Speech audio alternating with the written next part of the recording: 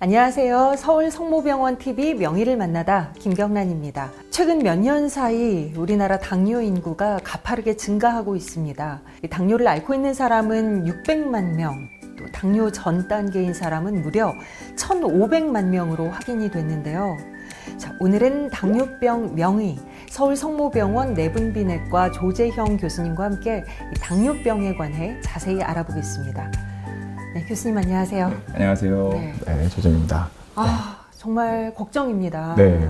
당뇨병이 국민병이 된 이유 어디에 있다고 보시나요? 예, 당뇨병이 이렇게 사실 국민병이 된 이유는 무엇보다도 급격한 생활습관의 변화와 관련이 이제 있겠습니다. 예를 들어서 자동차가 발달하고 엘리베이터도 발달하고 어떻게 하면 우리는 많이 먹고 가급적이면 움직이지 않을까 쪽으로 많이 발전하잖아요. 그러네요. 운전도 이제 자동으로 해주기도 하고 그러니까 거기다 보니까 또 젊은 당뇨병 환자도 많이 늘어나는 것도 있고요. 물론 또 여기에 유전적인 요소도 배제할 수는 없습니다. 그런데 또 어린 시절부터 고칼로리의 음식 섭취를 하게 되고 신체 활동도 많이 떨어지게 되고요. 또 그 비만이 생기게 되고 또 복부 비만이 생기는데 또 근육량도 줄어들게 되고 그래서 이런 어린 나이나 젊은 시절부터 당뇨병이 발생하다 보니까 이런 데는 이제 우리가 사실 국민병이 될 수밖에 없는 그런 요소가 되겠습니다. 그럼 지금부터는 이 당뇨병에 대해서 좀 자세히 알아보도록 하겠습니다. 그러니까 이 당뇨라는 게 혈관 속에 당이 많아지는 병이다라고 인지를 하면 될까요? 네, 사실 당뇨는 소변에 당이 많다는 뜻이니까 당이 높을 때 소변으로 나오는 거기 때문에 사실 소변에 당이 없다고 해서 그러면 난 당뇨병이 아니냐? 그건 사실 아닌 거죠. 우리는 정확하게 그 혈액 검사를 통해서만 당뇨병을 진단하는 것이 사실 맞습니다. 네. 우리가 이제 많이 먹고 있잖아요. 근데 많이 움직이진 않는단 말이에요. 근데 우리가 쓰질 않아요. 그런 것이 이제 간이나 근육이나 지방 같은 데다가 이제 축적이 되는 거죠. 축적이 돼 있는데 우리 몸에서는 그게 이제 인슐린 저항성이 높아지는 원인인 겁니다. 그러니까 인슐린은 우리 몸에서 분비되는 물질인 거죠. 그렇죠. 췌장에서 분비가 췌장에서 분비가 되고 내가 인슐린이 분비해도 나는 이제 너 말을 안 들 거야. 왜냐하면 내가 내 몸에 당이 꽉 찼기 때문에 더 이상 나는 당을 집어넣을 마음이 없어. 그러니까 인슐린에 대해서는 반응을 안 하려고 예를 들면은 숨기는 거예요. 우리가. 아무도 못하게. 그래서 우리는 인슐린 저항성이 높다. 그렇게 얘기를 하겠네요. 쉽게 말하면 그냥 내장 지방이 많고 살이 찌고 근육이 줄어들었다. 이렇게 생각하시면 됩니다. 당뇨라고 진단을 하는 그 혈당 기준이 어떻게 되는 건가요? 예, 오늘 진짜 이 TV 보시면서 서울 성모병원 TV 보시면서 정말 꼭 기억하셔야 되는 거. 이 수치만이라도 기억한다면 제일 좋을 것 같은데 먼저 공복 혈당. 우리가 이제 8시간 금식을 하고 측정한 혈당 수치를 이제 말하는 겁니다. 아까 말한 것처럼 8시간 금식한다고 막 당이 떨어지고 많이 먹는다 올라가는 게 아니라 우리는 항상 혈당을 많이 먹든 굶든 80에서 100으로 정확하게 유지합니다. 원래 몸이 사실은 그렇게 될 수 있는 몸인데 그렇게 딱 정확하게 만들어져 있거든요. 그런데 이제 그게 126을 넘는다. 8시간 금식했더니 그러면 이제 그거를 당뇨병이라고 우리가 부르게 되는 거고요. 그러면 126이 이상이면 당뇨고 100 미만이면 정상이니까 그럼 101과 126 사이 그건 뭐야? 이렇게 되잖아요. 그게 당뇨병 전 단계. 특히 공복 혈당 장애라고 하는 거고요. 그 다음에 이제는 뭘 먹었을 때 제일 실수 많이 하는 게 나는 혈당 집에서 맨날 재는데 좋던데 90이던데 그러면 당뇨병이 아니냐? 또 그것도 아닌 거예요. 그러면요? 그런 분들은 이제 식후 2시간 혈당을 또 봐야 되는데 내가 혈당을 밥을 먹고 나서 우리 75g 정도를 물론 이제 기준으로 하고 있습니다만 그걸 2시간 정도 지났는데 무조건 140 미만으로 떨어져야 돼요. 2시간 지나면? 그런데 200 이상이다. 그러면 그것도 바로 당뇨병이에요. 식후 2시간 이후에 혈당이 140 미만이어야 되는데 200 이상이다. 그럼 당뇨다. 근데 그것도 또 그 사이가 있잖아요. 140과 200 사이가 생기잖아요. 160이다. 그런 경우를 이제 당뇨병 전 단계 여기서는 또 식후 혈당 장애 또는 내당능 장애로 이제 분류를 하게 됩니다. 또 하나 중요한 거는 역시 당화혈색소라는 수치를 또 알아야 되는데 당화혈색소는 식사와 상관없이 아무 때나 이렇게 뽑는 것입니다. 아무 때나 피 검사를 통해서 알 수 있는 거라는 거죠? 네. 근데 그거는 당화된 적혈구의 양을 이제 측정하는 거거든요. 그러니까 3개월 동안 내가 당을 얼마나 잘 조절했는가를 보는 이제 수치인데 이게 6.5% 이상이다. 그럼 무조건 당뇨입니다. 그러니까 여기서 환자분들이 여기 보시는 분들이 정말 꼭 기억해야 되는 것은 나는 그러면 6.2니까 나는 아직 괜찮네. 6.5부터 당뇨라는데 근데 어떤 의사분이 6.2니까 괜찮으니까 이렇게 말하면 안 되는 거예요. 사실은 6.5, 6.2도 6.1부터 거의 우리는 당뇨로 이제 보는 거죠. 다만 이렇게 전에 설명드립니다. 당뇨인데 약을 먹지 않을 뿐이다. 그 얘기도 들었어요. 그러니까 혈당이 높은 것도 문제인데 혈당이 낮은 저혈당 뭐 얘기가 또 요즘에 들려요. 저혈당은 근데 어떤 건가요? 그러니까 당을 떨어뜨려야 되니까 그러니까 경구형 혈당 강화제 이런 거를 이제 쓰잖아요. 하면 당을 떨어뜨리는데 당뇨병 치료가 제일 어려운 거는 저혈당 때문이에요. 어려운 이유가 수준을 유지를 해줘야 되는 거예요. 당은 잘 떨어뜨려야 되는데 또 너무 내려가면 이게 그냥 끝나는 게 아니라 목숨을 왔다 갔다 하게 할 수도 있기 때문에 따라서 주치의 선생님이 약을 선택할 때도 저혈당이 당을 잘 떨어뜨리지만 저혈당이 덜 오는 약제 그리고 본인의 생활 습관에 맞게 약을 이제 선택하거나 치료 방법을 찾는 것이 제일 결정하고 또 목표치를 찾는 것도 중요합니다. 당뇨병 환자 10명 중 3명 이상은 본인이 당뇨라는 사실을 모른다라는 조사가 있어요. 이 얘기는 대체 뭘까요? 당뇨의 증상이 없다는 얘기일까요? 맞습니다. 사실 당뇨병은 아무런 증상이 없고요. 우리가 말하는 다음, 단욕, 다식 이런 거는 당이 매우 높을 때 얘기입니다. 그래서 이미 엄청 당뇨병이 심해졌을 때 대부분은 아무런 증상이 없어서 오로지 혈당 검사, 혈액 검사를 통해서 우리가 진단을 내리셔야 됩니다. 그러니까 우리가 내가 없다고 하더라도 그렇게 없다고 생각할 수 없고요. 또 하나는 이제 그러니까 어떤 나이가 되면 일정 나이가 되면 반드시 우리 정기 검진을 해야 되고요. 그리고 이제 고위험군 내가 뭐 살이 쪘다든가 옛날 임신성 당뇨가 있다든가 부모가 다 당뇨병이라든가 뭐 이렇게 되면 당연히 조기에 좀 더 혈액 검사를 해서 당뇨병 선별 검사를 하는 게 매우 중요합니다. 당뇨병 자체도 참 우리가 속상하지만 합병증이 정말 무서운 질병이다라고 얘기를 들었는데 합병증은 뭐 어떤 게 올 수가 있나요? 사실은 당뇨병은 합병증 때문인 거죠. 이제 제 환자분들 한 분은 이제 굉장히 많이 어려워하시면서 이렇게 누구 손을 잡고 들어오셨어요. 안 보여가지고 그 드라마를 보고 있는데 갑자기 드라마가 안 보인 거예요. 갑자기. 그래서 이제 혈관이 커졌는데 한 번도 당뇨병을 진단받은 적은 없었고.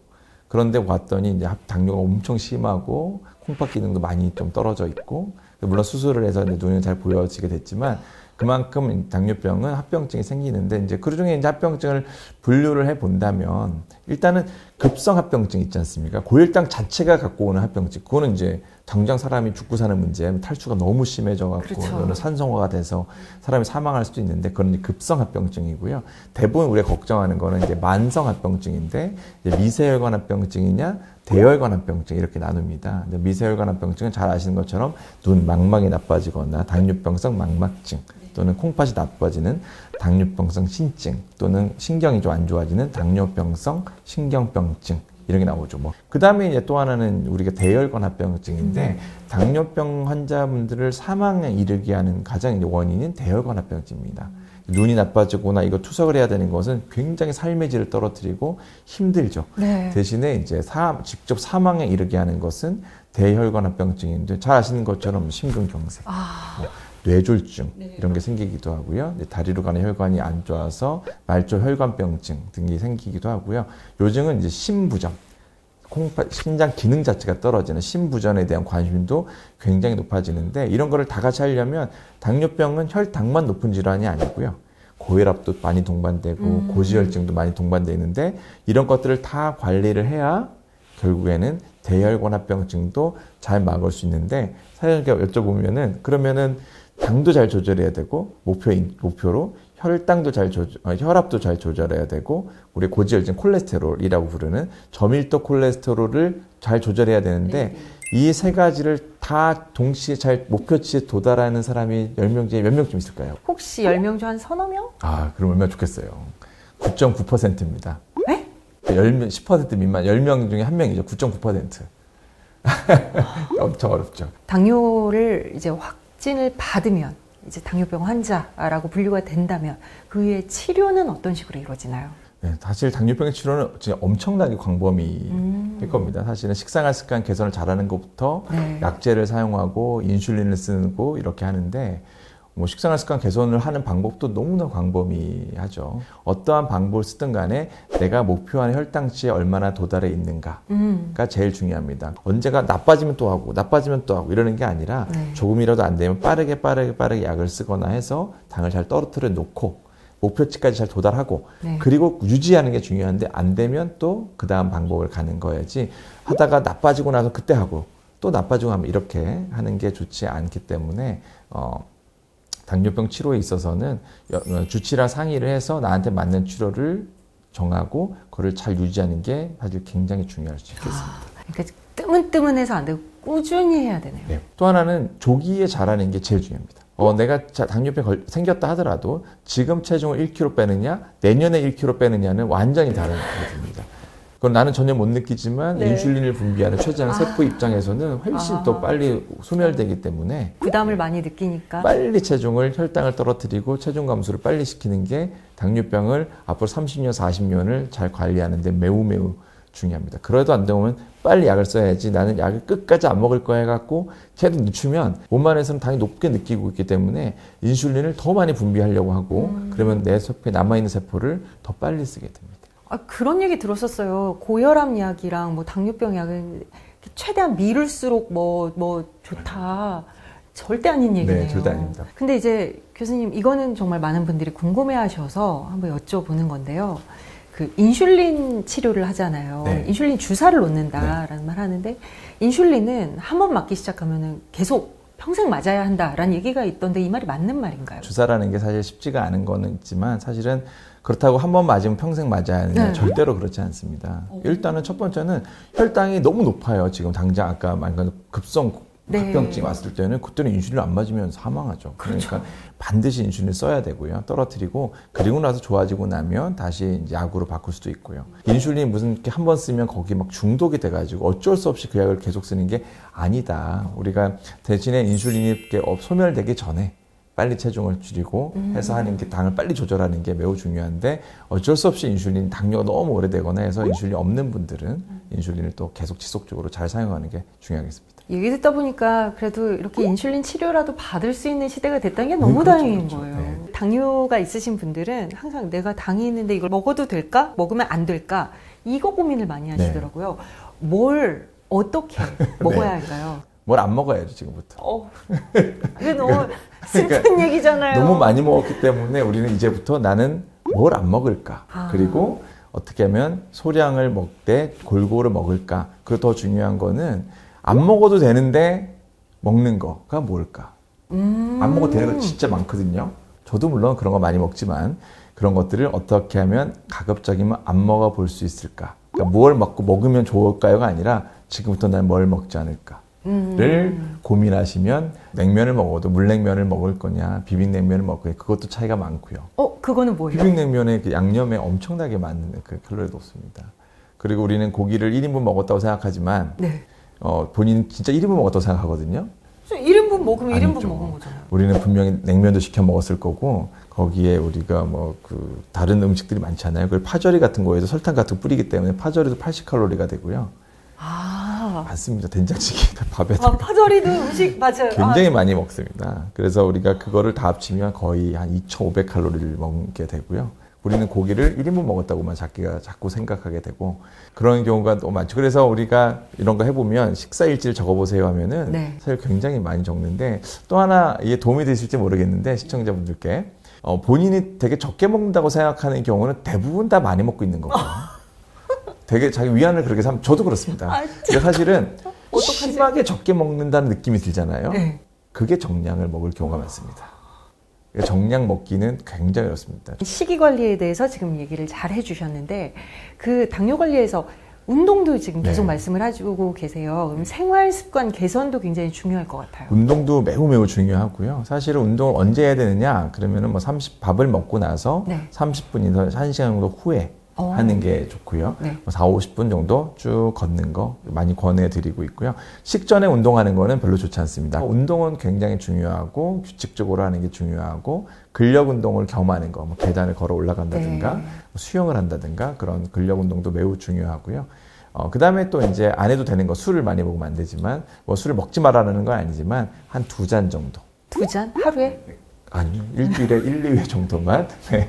2병이 아닙니다. 2잔 정도를 드셔야 된다. 그리고 흡연은 당연히 매우 안 좋기 때문에 인슐린 저항성도 높이지만 흡연 자체가 혈관 질환을 너무나 일으키기 때문에 당뇨병 환자가 담배를 핀다.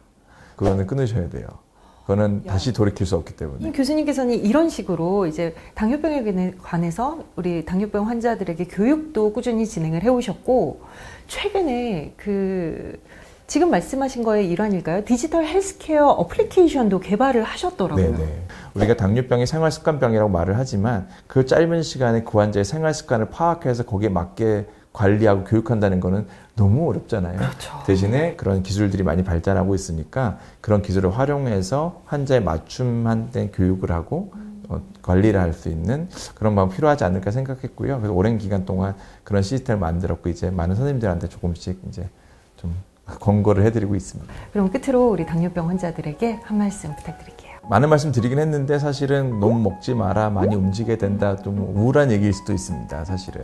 그런데 그게 아니라 사실은 당뇨 합병증으로 고생하는 분들 물론 있습니다. 그렇지만 사실 반대로 당뇨병이 생기고 나서 훨씬 더 좋은 삶을 사시는 분이 굉장히 또 많습니다. 왜냐하면 만약에 당뇨병이 이런 계기가 아니었더라면 오히려 운동도 안 하고 살았을 텐데 운동도 더 하고 담배도 막 계속 폈을 텐데 담배를 오히려 끊고 자극적인 음식을 막 먹는 것보다는 이제는 오히려 골고루 먹게 되고 또 적게 먹게 되고 유산소 운동도 많이 하고 무리하게 생활하지 않고 그러면서 오히려 더 좋은 삶을 살게 되는 분 굉장히 많거든요.